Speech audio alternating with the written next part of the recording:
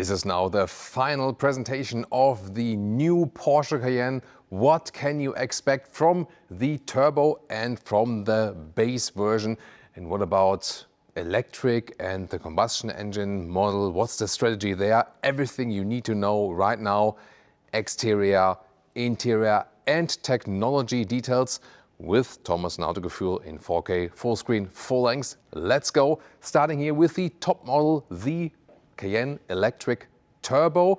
This one here in Mystic Green. Very interesting color for sure. The turbo gets a little bit more sporty, lower spoiler here, also with these large air intakes. And you might wonder, why does the electric Cayenne need so much air intake? Well, there's still cooling needed. This one here, over 1,150 horsepower in the launch control mode. So it always depends on which figure you are looking at actually. But still, like the base horsepower output is still over 850 horsepower, even if you're not in the launch control. Matrix LED or HD Matrix LED are also available for the Cayenne Electric. And then one major difference is, of course, when you press this button, or alternatively, you can also swipe here.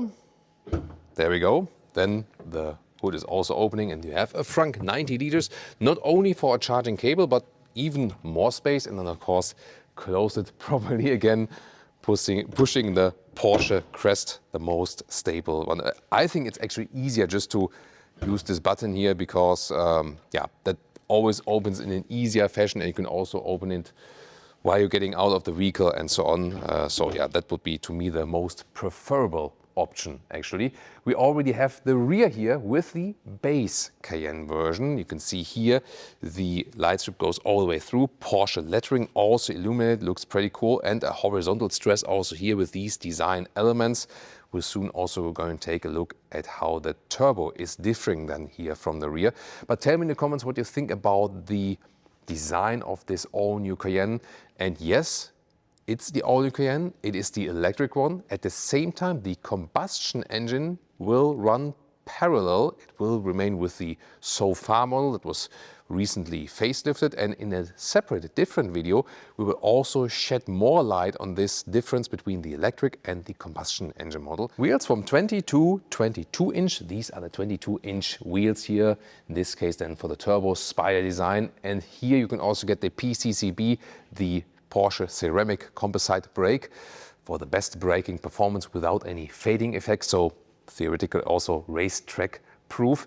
The length here is 4.99 meters or 196 inches. That's about 6 centimeters or 2 inches longer than the combustion engine, and even 13 centimeters or 5 inches difference in the wheelbase. So the electric version, longer wheelbase. You can see here on the one hand typical Cayenne silhouette, but then again a little bit lower, more aerodynamically optimized. 0.25 is the CD value. That's better than the Mercedes GLC EQ. A little bit worse than the BMW iX3, the new one. However, this one here is at 0.245. So, you know, they had to round it up. So it's kind of like between. Already very good in the CD value. And there will also be the coupe version. And we can expect usually the coupe versions have an even better CD value. So like the combustion engine, SUV building style and coupe building style. Here, by the way, painted wheel arches, black then in this case for the turbo version. And we can also take a look at the base Cayenne. Differences here, well, we also have painted wheel arches. We don't have the mystic green color. Here there's a vanadium gray, also pretty cool. And where the turbo just has the logo here on the side, there's just a blank, you know, there's no special logo there. Also 22-inch wheels here, the large ones as an option in a different styling. And I think both work very well. Here the base model, it looks a little bit less dramatic in the lower part. I even have to say, yeah, this more elegant styling is pleasing me a little bit more with the base version here. Or what do you think? We can, however, say that just on the visual part, there's maybe less difference between the base model and the top-end sports model with the electric version than there is maybe with the combustion engine version. Or what do you think? Technology-wise, air suspension is always standard. If you have here the turbo version, then you can also get this Porsche Active Ride, this hydraulic control, each individual wheel. That would be another option for this one. And also for both an option that you have rear axle steering for a better turning circle. Here the turbo in the rear, a little bit different in the lower graphic, and this one also has these aero flaps that can go out here. So always a spectacular effect. We already, tried it once with the prototype model and did some acceleration with it.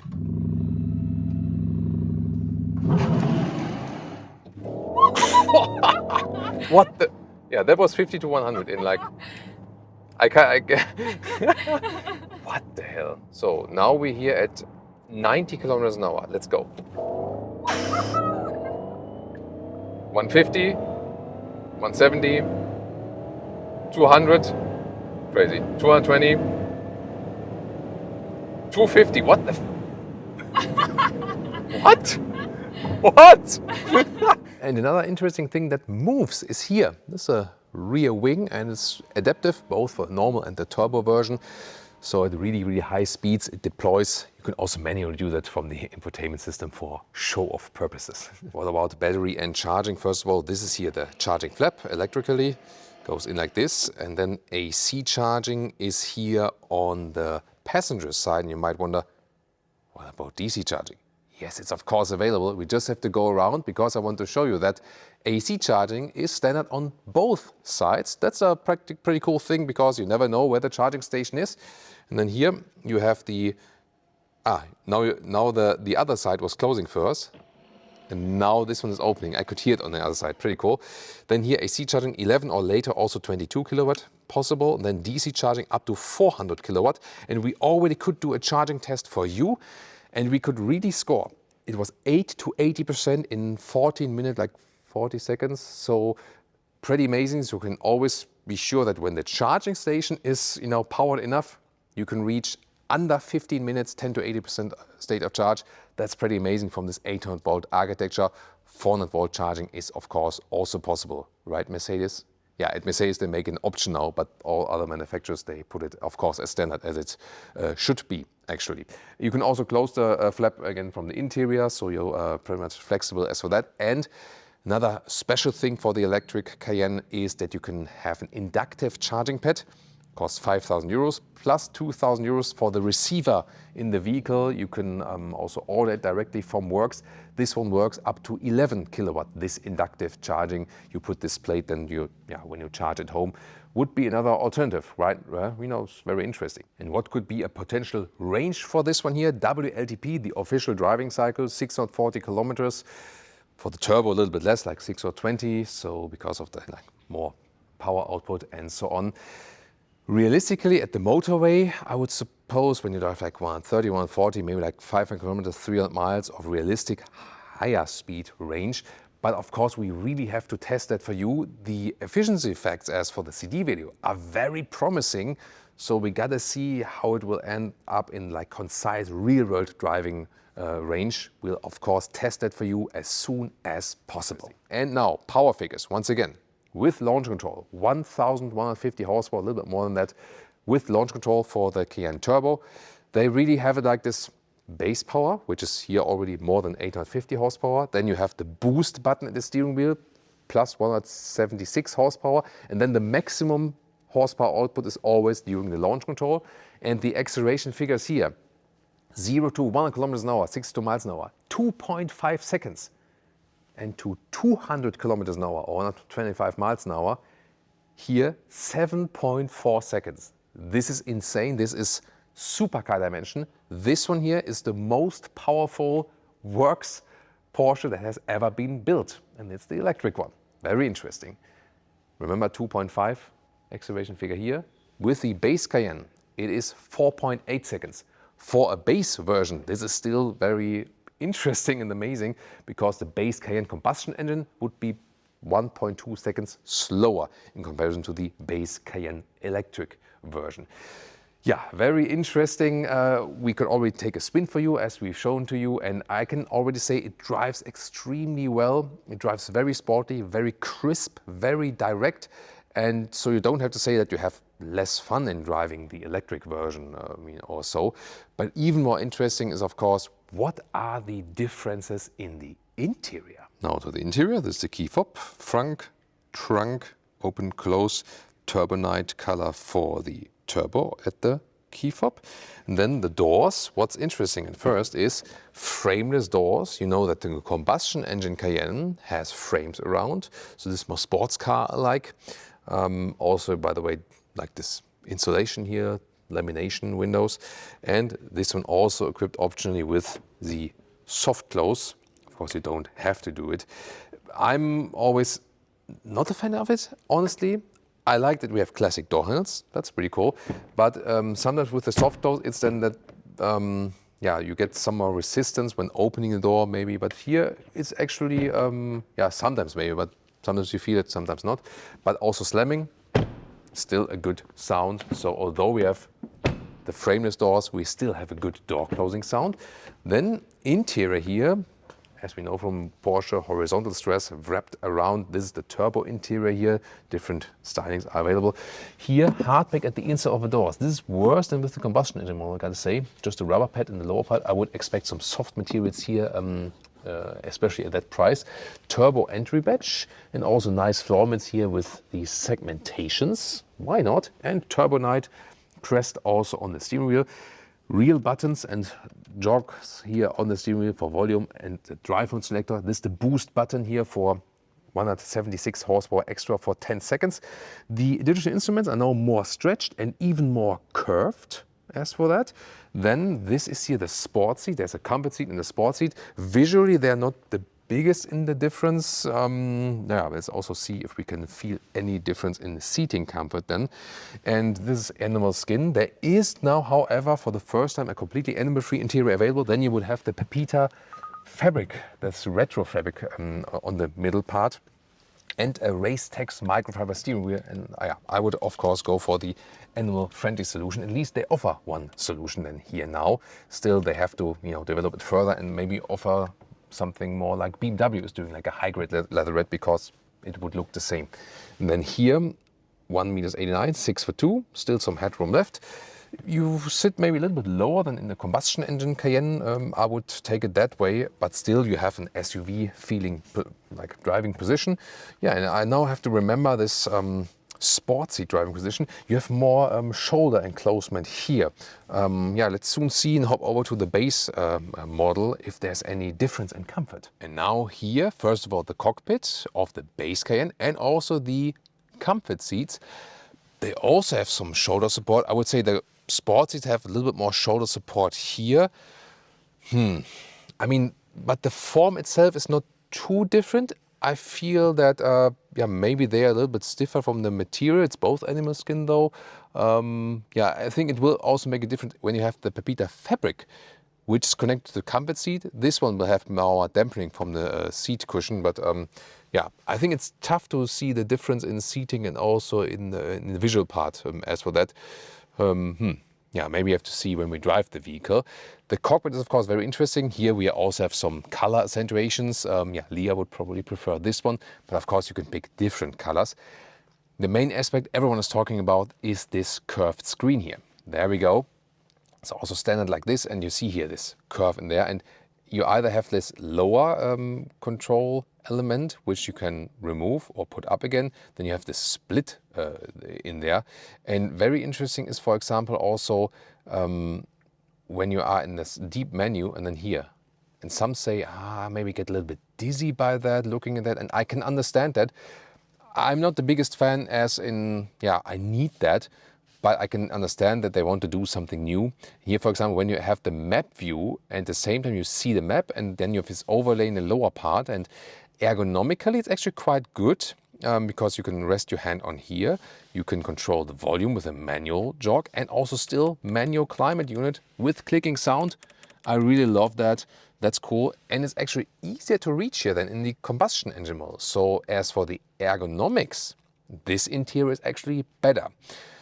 Also, the whole system, the whole software is so much quicker than in the outgoing combustion engine model. Again, they will run parallel, but you do have advantages here. Passenger screen, I don't need one. It would either be high gloss black background here, or then if you want one, you have a very wide passenger screen here. Digital instruments, you can also see it from this perspective right here. And yeah, good ergonomics also for the steering wheel, that you can directly control the driving modes and so on. And another main difference now in the new version is this huge new middle console. This should be softer for your elbow, because when you like here, and then you have it at here, you even hit this edge here. And this is really hard, so it's not comfortable for your elbow. You slide this one backward, slide this one forward. And then what's pretty cool is this inductive charging pattern in the front, because it really fixes the smartphone with the magnetic holder, and then it charges and the ventilation directly starts. So it doesn't overheat that easily. 2 USB-C chargers there as well. And then there was also big discussion about these new cup holders. You remember maybe in the combustion engine, they're more open like here. Here they go deep in there, and then they have some fabric adaptive parts, which make it, of course, more silent, that bottles don't like blop, blop, blop, blop around. That's cool. And you either have this lower setting, or you turn it up, turn it around, and then put it in the higher setting, maybe for coffee cup holders, coffee cups that maybe are easier accessible. Or if you say, I don't need that at all, I don't drink, I mean, water. You can also have this totally open area. This would be another alternative. So yeah, tell me what you think. 2 more USB-C chargers right there. But I really gotta say, I was first a friend of the combustion engine interior, but the more and more I get used to this one, I'm more a friend of this one. Yet again, I do not need the curved screen, but wouldn't annoy me that much. I think it's cool that it's super quick, and also that I still, when I have my classic climate control here with clicking sounds and metal knurling, then I'm happy. And this is the most important thing to me. I think then it's actually more annoying that it should be, that it's too hard here for your elbow, and especially here because your elbow lands here, maybe even here in this harder part. So I think this is something majorly they would have to fix first. Or what do you think? Yeah, here by the way, again, the headroom is fine. Panoramic roof, also very interesting. You can open it completely. This is still very rare now in the EV segment. And then you still have this electric shade, which does nothing as for like how much sun is coming in for the heat, but visually just you can have it clear, you can have it more like this, you can also have like a step in between there and so on. Yeah, it's interesting to have that, also maybe not really needed, but to me cool that you can still really open that one. And the driver POV, once again here with the volume jog favorite button here, you can set to that. For the speed chime warning, but the speed chime warning can also be deactivated here on the top left part in the infotainment system. That's cool. And here once again a look at the digital instruments, and you can also adjust what you want to see actually also in the middle part, and also this famous Porsche 5 gauges view, for example. Yes, greetings of course also from Leah. Yeah, color wise it's her interior, but she would also pick the animal free one, she said. Then here in the passenger display, well, this is now like a handy use, because there you can select more functionalities here of this top screen. And this, yeah, I would always call it show off effect, because it doesn't make any sense. It just looks good when you have like in this split view, so to speak. And back to the turbo with the interior here, all the way everything in black. Some contrast stitching, yes, but yeah, you can have it more dark or subtle or more colorful, however you like it. These sport seats, by the way, here again, if I now test them back, they're also pretty stiff, but indeed the biggest difference is here the shoulder support. This is like the main difference indeed. And then here from the cockpit you can see when you have less color accentuations, everything, you know, has more like a black transition, so to speak. So which one would you prefer? Tell me in the comments. And you have the Cayenne badging here as well. Other turbo specific elements on the armrest. Yes, here for example embossed in the armrest, and also here at the seat, for example, the turbo. Yeah, but I have to say, I mean, here with the curved screen when everything is black, I like it more colorful actually. Maybe it doesn't have to be the Leah color, that's for her especially. I would, yeah, I maybe have to check the configurator or price it for some other different colors, but this one is then a lot of black, and especially also when you have the turbo night accentuations like on the steering wheel, everything is darker, you know, even further. Then the rear seats, by the way, these frameless doors are also with this laminated glass in the rear. And then, yeah, this hardpack here once again at the rear inside, and the rubber pad at the back part, so to speak. So not ideal at the inside of the doors. And what's also cool is that we can have here these electric shades for the rear. So that's a pretty cool thing. By the way, here, if you lower this one all the way down, then we go up till here. And you can see more here from this laminated glass. I guess that would be an option. We have to see that when the price list and the configurator exists and so on. Then here, electric seats are standard, as I heard, and they go pretty much all the way forward. And also the inclination, this goes way forward indeed. Wow, and then look at that inclination here. With the steepest inclination, there is also like the official trunk cargo figure measured. Of course, you can go back again. So it's a nice luxury feature. Oh, it doesn't move simultaneously. So this then all the way back again and also back in the length. Isofix here at the outside parts each. And there we go. And this is a single seat design. However, the middle part is also allowed, so to speak, from registration. But whoa. Yeah, pretty stiff. It works headroom-wise and space-wise for 5 tall adults, yes. And you have to especially see here, you know, like that this one doesn't hit you from below, so to speak. And then here you have more wheelbase here in the electric Cayenne. That's meaning that you also have some more leg room in the electric version in comparison to the combustion engine version. Maybe not the largest difference, but maybe like this more or something. And then headroom also works here, so good space. Again, like the surface is pretty stiff. Again, I would expect a little bit more from the fabric surface in that case. But still, you have enough space and also pretty cool climate unit here with the clicking sounds here. So the climate unit is really classic also for the fan speed. Even seat cooling and seat heating simultaneously for the rear seats, 2 USB-C chargers. And then we can fold down this here. Cup holders are not adaptive here in the rear. I think this then also looks like it's shared with Audi, I would expect. But the height itself, I think I complained about that in the prototype vehicle, but yeah, that's a little bit loud, you know, for considering everything else goes so smooth here. Now the trunk or the boot of the Cayenne electric here, 780 liters in the cargo position. What does it mean? I'll soon show that to you. First of all, here this cover also has this rail here at the side. This one also fits underneath, no problem. The width here, similar to the combustion engine model, about 1.40 meters. Also the length, about 1.40 meters. So that's not the main difference. But I checked the combustion engine before, and here you do lose some height here. So we are here at 70 centimeters or 28 inches. The combustion engine would be a little bit higher. Still, liter-wise, you don't lose anything. You even gain 10 liters, strangely. And then here underneath, some more space, but the charging cable could also be stored in the front. Now, what else is interesting? So cargo position would be when you put this one more upright. And here on the left side, you can see I put this one now not only more upright, but also in the front. So this is the difference then, the maximum cargo position you can have without directly folding the seats.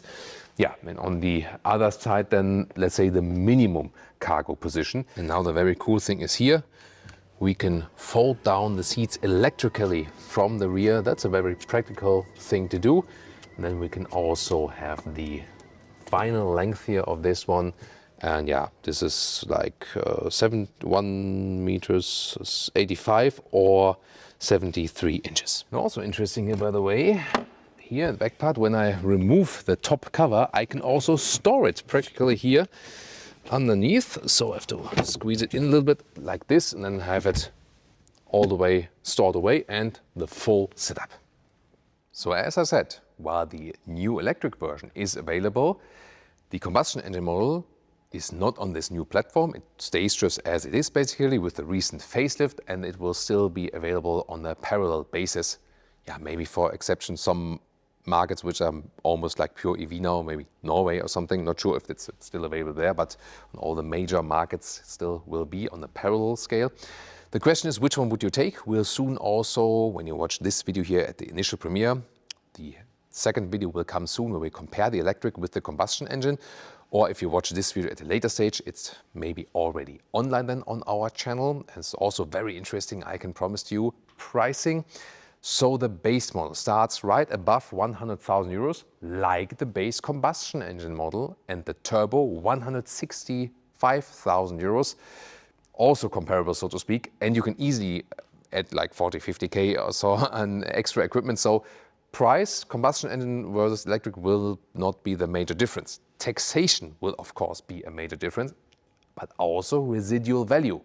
if we, for example, watch ICE, Porsche combustion engine cars and the electric vehicles. So this will be very interesting how this story will develop then further on. I have to say, from the exterior looks in the front, I have to get used to it. I really like it from the rear.